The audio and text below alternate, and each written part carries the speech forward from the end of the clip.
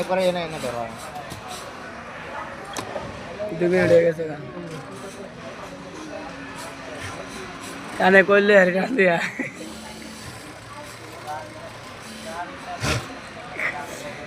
Guys দেখুন কিভাবে মালে কিভাবে নেক টেপ লাগানো হয় নাকি। তো আপনারা এই ভিডিওর মাধ্যমে শিখতে পারবেন যদি আপনারা চেষ্টা করেন ভিডিওটা ফলো করেন তাহলে ভিডিওটা দেখতে পেলে আপনি শিখতে পারেন বাড়িতে বা যে কোনো অফিসে, ঠিক আছে।